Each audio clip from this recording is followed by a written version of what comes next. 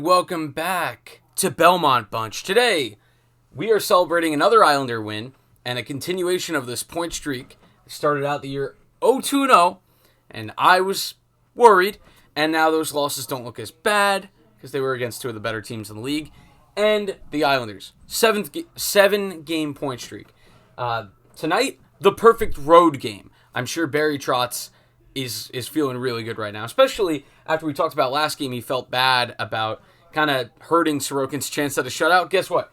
He got it right back. And before we get going on this game, I missed some credit that deserved to be doled out for last game, and that goes to Anthony Beauvillier, who really was the driving force behind all of the goals that Brock Nelson scored, I think aside from the empty netter.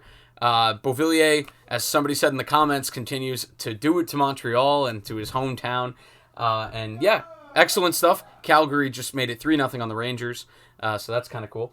Not for when we play them in the Islanders home opener, though. Calgary's looking like a unit right now. But, so Anthony Beauvillier, his just desserts. If there were a hot player of the week last week, it's Brock Nelson. But number 2 is Anthony Beauvillier.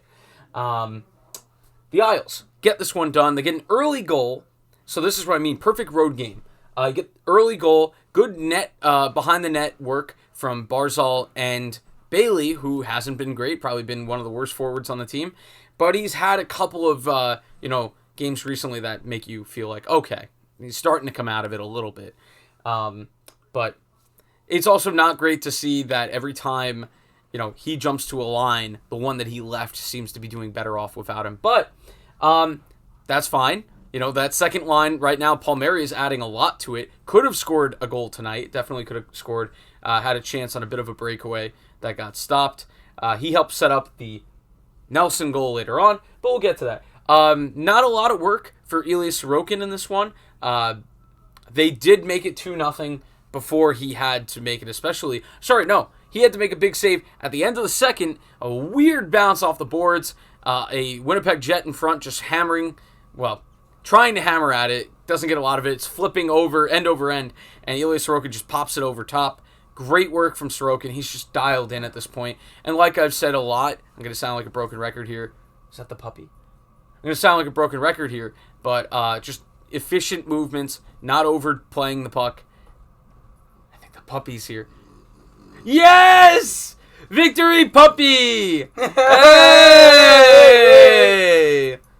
There you go. So I'm wearing a Quinnipiac jersey also, I should say, because I went to the club hockey game they played tonight against Hofstra. It was fun. It was at Freeport Ice Arena. It was 5-2 Quinnipiac. So that was a fun game. That's why this is out late. But Nelson gets one on a great, zone entry by the Islanders. Palmieri kind of posting up and just tapping it along to Brock gives him the chance. 7 goals for Brock in Brockvember. And the Islanders kind of just ice it away from there. Could have made it even more. Barzal had a breakaway that got stopped. Like I said, Palmieri had a chance. So just an excellent road game against a really good Winnipeg team. And Eric Comrie played great. Could have been a lot more. There were a couple. Nelson got stoned. Like I said, Palmieri for the third time. Barzal got stoned as well in the first period. So really, really good game from the Islanders. Just continuing from the Montreal game. Continuing, game after game. They're doing a really good job of building on, getting used to playing on the road. It seems like they're getting better on the road as the season's going on. And Ilya Sorokin, I benched him in fantasy tonight, and I should not have doubted him.